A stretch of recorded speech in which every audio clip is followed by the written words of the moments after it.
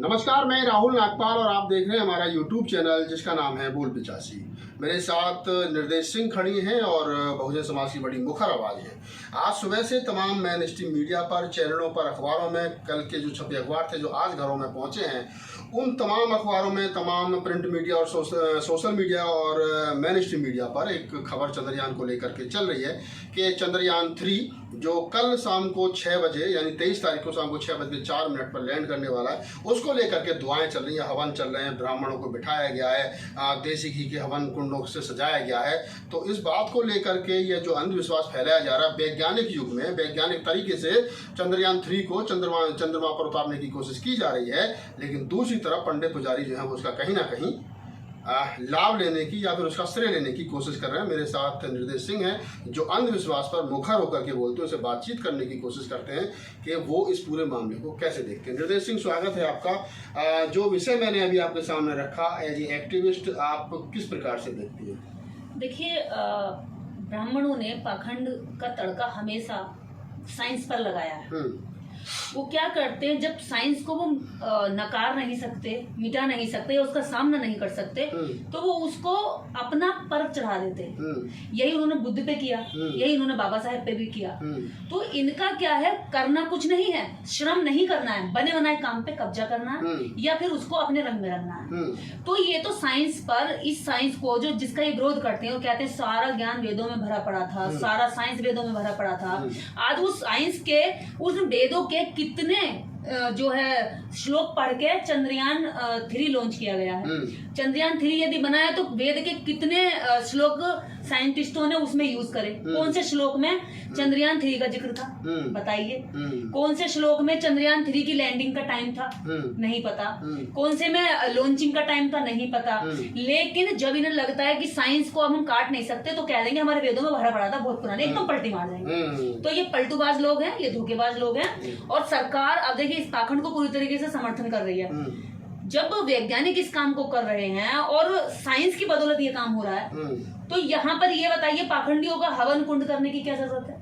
ऐसे ही जब एक मैच T20 का चल रहा था शायद, तो इन्होंने कहा था कि इंडिया जीतेगी और बुरी तरीके से इंडिया हारी। ऐसे कई बार इन्होंने दावे करे, स्ट्रीम मीडिया इनको बिठाती है ये ढोंग पाखंड करने के लिए, और वहां से इनकी चर्चा डिबेट कराती है। साइंटिफिक लोगों को नहीं बिठाती है। साइंटिफिक लोग जो चर्चा करें जिससे कि देश के लोगों की बुद्धि खुले, विवेक खुले या सोचने की क्षमता बढ़े, उनकी क्षमता अंधविश्वास पर दबी रहे, ऐसे लोगों को इसलिए मीडिया में भी ये बोलने के लिए बुलाते हैं, डिबेट पर बुलाते हैं। और अब देखने सबसे बड़ी बात यह है, जब इस धरती से, पृथ्वी से जब चंद्रयान 3 का यहाँ से लॉन्च हुआ, वहां से तस्वीरें आ गई, चांद की तस्वीरें भेज दी गई और सारी दुनिया ने देख ली, और भारत को गौरव का पल महसूस हुआ कि भाई कि क्योंकि भारत ने करके दिखाया कि मतलब हमने जो चंद्रयान छोड़ा था उसमें बाकी जो चित्र हैं, हाँ, वो खींच के नीचे भेज दिए, वो खींच के नीचे भेजिए, और ये बड़ा गौरव का पल था। सारे भारतीय इससे गौरवान्वित हो रहे हैं। अब मुझे ये बताइए, कितने वेद पुराण पढ़कर, कितने पाखंडियों ने मंत्र पढ़ के, ब्राह्मणों ने कितने हवन कुंड करके कौन से प्लेनेट की तस्वीर आज तक मंगवाई है? ठीक है। रही बात पाखंड की, अभी श्राद्ध आ रहे हैं अगले महीने या शायद पिछले महीने निकल रहे हैं। श्राद्ध को कोई शायद आने वाले हैं। तो श्राद्ध के महीने में क्या कहते हैं कि आप हमें एक हलवा खिलाइए, पूरी खिलाइए, खीर खिलाइए, लड्डू खिलाइए और वैनिला आइसक्रीम खिलाइए, मतलब जो इनका जी करता है वो तरह का ये खाने के लिए कि आप हमें खिलाएंगे तो आपके पुरखों के यहाँ चला जाएगा, उनके पेट में जाएगा। हमारे जो पुरखे स्वर्ग में चले गए हिंदू धर्म के अनुसार, उनको वो खाने को मिल जाएगा। हाँ, यानी कि आप हमें यहाँ खिलाएंगे और वो वहाँ पे तृप्त हो जाएंगे। और वो जो चीज हमें खाने के, हम जो जिसको छोड़ देते हैं, खाई नहीं जाती, उसको आप कौओं को खिला दो, तो क्या वो कौआ खा लेगा, तो समझ लो कि वो भी ऊपर चला जाएगा, आपके पिताजी के या आपके पूर्वजों के। तो अब पूछना ये था कि ये जितने भी यहाँ से जब तस्वीरें चांद की आ गई, भाई पृथ्वी से एकदम ऊपर गया, पृथ्वी से बाहर गया, ठीक है। अब ये बताइए, पृथ्वी को पार करके गया, भारत के लोग या पृथ्वी के मरे हुए लोग पृथ्वी के तो मतलब उस पर स्काई पर रह रहे होंगे कहीं ना कहीं, तो वहां जाते जाते जो है फिर तो नरक की भी फोटो आ जानी चाहिए थी, स्वर्ग की भी आ जानी चाहिए थी। और इन पाखंडियों को, जितने लोगों के नाम से आज तक इन्होंने हलवा पूरी खीर चाटी है और घी खाया है और दूध पिया है, उन सबका हिसाब दे देना चाहिए था कि अभी उसके पिता को तृप्त करने के लिए हमने वहां पे हवन किया था, 111 ब्राह्मणों ने हमने खाया था, या क्योंकि ये तो आज तक खाते हुए आ रहे हैं। ये तो लुटिया और लंगोट उठा के बस चल देते हैं, कमाने वाला वहां बैठा होगा हवन के लिए 56 भोग बनाकर ये खा के चले आते हैं। तो इतना खाने वाले जो पेट फुलाकर है, ये बताएं ना यहाँ पे जो हवन कर रहे हैं, ये तो इस बात का भी हिसाब दे सकते थे। लगे हाथ तो ये भी बता देते कि भाई इतनी फोटो भेज देना स्वर्ग में और नरक में कितने लोग हैं। मतलब आप कहीं ना कहीं ये कहने की कोशिश करेंगे जब चंद्रयान को यहाँ से वैज्ञानिकों ने छोड़ा है और जब उसने चांद की फोटो भेज दी तो कुछ ब्राह्मण ऐसा भी यान बना दे जो स्वर्ग की सीधी तस्वीर यहाँ भेज दे, बता दे किसका बाप किस स्थिति में है। क्यों नहीं बन सकता? विज्ञान ने जब ये काम कर दिया तो वेदों का विज्ञान कुछ नहीं कर सकता? क्या वेदों का विज्ञान अपने ही बनाए हुए स्वर्ग और नरक की तस्वीरें लाने का कोई ऐसा टेक्निकल रास्ता नहीं ढूंढ सकता जो साइंस ने ढूंढ लिया? तो ये क्यों नहीं ढूंढ सकते? ये बस ये है कि साइंस ने जो ढूंढा है उस पर बैठ करके जी हम हवन करेंगे कि सफल हो जाए। हाँ, मतलब कम से कम ये पता चल जाए कि स्वर्ग में हमारे जो हमारे जो पिताजी गए थे उनको 16 हूर मिली है, नहीं मिली है, बहुत सारी चीजें बड़ी बड़ी बड़ी विडम्बना है क्योंकि वो चले गए। अब हम कितने सालों से खिला रहे, चलो भाई एक बार खिला दिया हो गया तृप्त, लेकिन ये तो हर वर्ष आता है, हर वर्ष खिलाओ जी, हर वर्ष खिलाओ। और खाने के लिए जब ये आते हैं तो सबसे बड़ी बात यह है कि जिसका ये हवाला देते हैं स्वर्ग का और नरक का, मरने से पहले आपको नरक का डर दिखाते हैं, लेकिन जैसे ही व्यक्ति मर जाता तो हर मरे हुए व्यक्ति के नाम के आगे क्या लगाते हैं? स्वर्ग। किसी भी मरे हुए व्यक्ति के नाम के आगे आज तक आपने नहीं देखा होगा कि नरकीय लगाओ। क्यों? जब सब मरने के बाद स्वर्ग ही जाने हैं और जाते हैं तो फिर नरक का डर क्यों है? फिर नरक का डर, इसका मतलब आप यहीं पे इस देश के जो दलित हैं, गरीब हैं, शोषित हैं, वंचित हैं, पिछड़े हैं, किसान के बच्चे हैं, उनको यानी कि वो यहाँ नरक का जीवन जी रहे हैं क्योंकि वो जीते जी न रखे उनके लिए। मरने के बाद तो आप सबके माँ के पीछे, बाप के पीछे कितना भी लीचड़ होगा, शराबी होगा, गिरा हुआ होगा, औरतों को मारता होगा या रेप करके आया होगा या तिहाड़ जेल से भी सजा काट के आया होगा और वो मर गया और उसके बच्चों ने उसका अंतिम संस्कार कराने पे उसका नाम जब लिखा जाता है फोटो में तो क्या लिखते हैं लोग? स्वर्गीय लिखवा देते हैं। यानी अरे तुम कितने टुच्चे लोग हो, तुम 100 रुपए की, 200 रुपए की, 101 रुपए की, 11 रुपए की दान दक्षिणा के लिए किसी को भी स्वर्ग पहुंचा देते हो, मतलब स्वर्ग मार देते हो। स्वर्ग के प्लॉट बट रहे, तुम्हारे बाप दादाओं ने जमीन खरीद कर रखी है स्वर्ग नर्क में कि भाई प्लॉट काटते रहेंगे तुम लोग, और वो भी झूठा प्लॉट जो मरने के बाद मिला, मरने के बाद में जा नहीं सकती, मरने के बाद में आ नहीं सकती लौट के, और बिना मरे में बता नहीं सकती। इसका मतलब तुमने वो रास्ता ढूंढ लिया कि जहां पे आदमी पहुंच ही नहीं सकता और जहां से आके बता नहीं सकता, और उसके कल्पना के नाम पर तुम इतने सालों से लूट रहे हो, खा रहे हो, और वो ये सोच रहा है कि भैया अगर इसने मेरे साथ कुछ अत्याचार कर दिया तो मैं इसका बुरा ना करूं क्योंकि मुझे स्वर्ग पहुंचाएगा।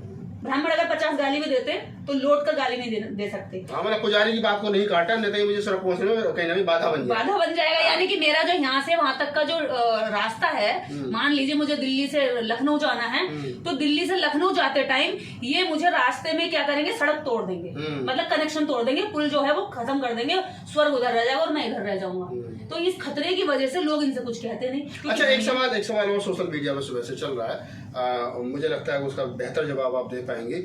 लोग कह रहे हैं कि जब इस देश के वैज्ञानिकों ने, इस देश की सरकारों ने 600 से ज्यादा रुपए खर्च कर, 600 करोड़ से ज्यादा 615 करोड़ रुपए खर्च करके चंद्रयान बना दिया, चंद्रयान पर लैंडिंग हो रही है और ये भी पता चल गया कि 23 तारीख को 6:04 के आसपास लैंडिंग हो जाएगी। तो क्या कारण है इस देश के अंदर हजारों लोग जो वो सीवर की सफाई में मर जाते हैं, सफाई करते हैं, गटर में उतरते वक्त मर जाते हैं, तो क्या सरकारें कोई ऐसी मशीनें नहीं बना सकती हैं कि जो आम आदमियों की, सफाई कर्मियों की जान जाने से बच जाए?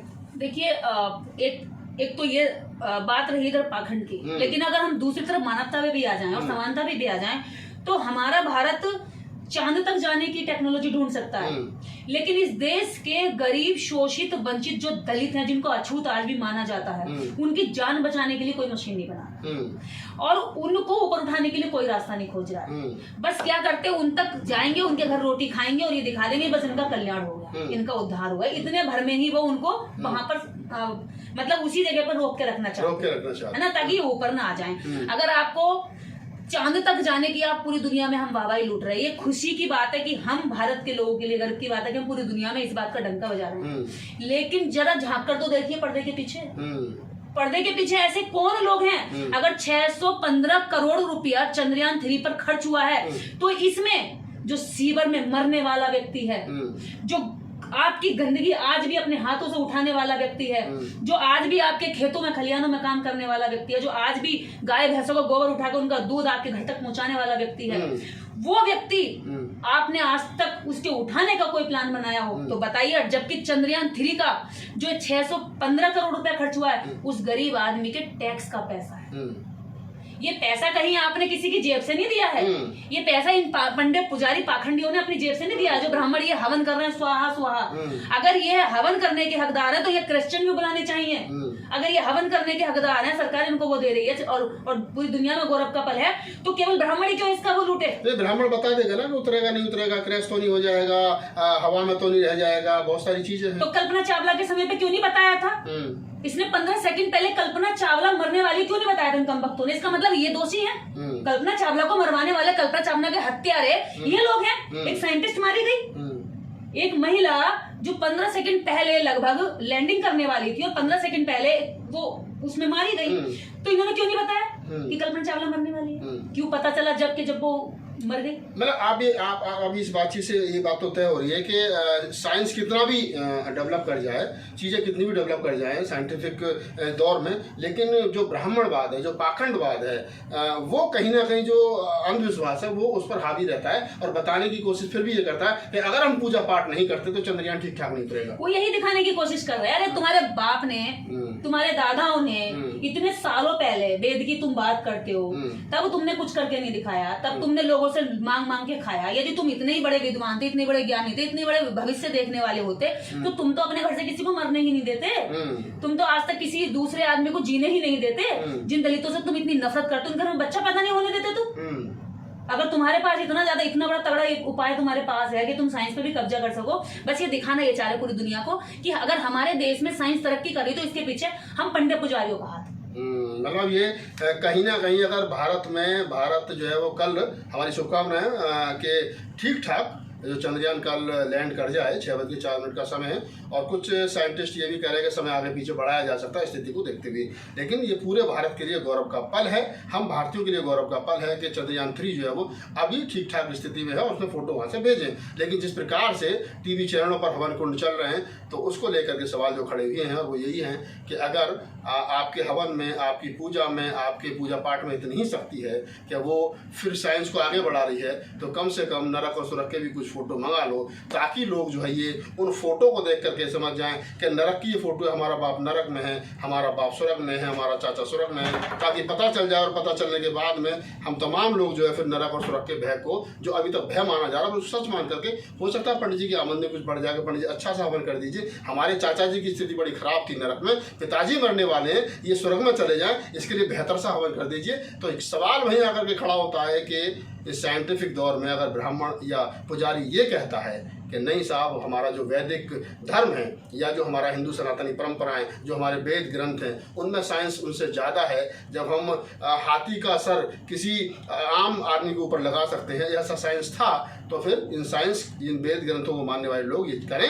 कि नरक और सुरक की कुछ फोटो लाएं। और दूसरा सवाल जो बीच में छूट गया वो यही था जो निर्देश जी ने जवाब दिया, जिसका कि जब आप 615 करोड़ रुपए चंद्रयान 3 पे खर्च कर सकते हो तो कुछ पैसे खर्च करके इन वैज्ञानिकों से ऐसी भी मशीनें बनवा लो ताकि गटर में उतरने वाले लोगों की मृत्यु बंद हो जाए। निर्देश सिंह से बात करने का मतलब यही था। आपको हमारा वीडियो कैसा लगा, इस पर अपनी प्रतिक्रिया जरूर दीजिए। मैं राहुल नागपाल फिर किसी मेहमान के साथ, फिर किसी बातचीत के साथ हम लोग हाजिर होंगे। धन्यवाद।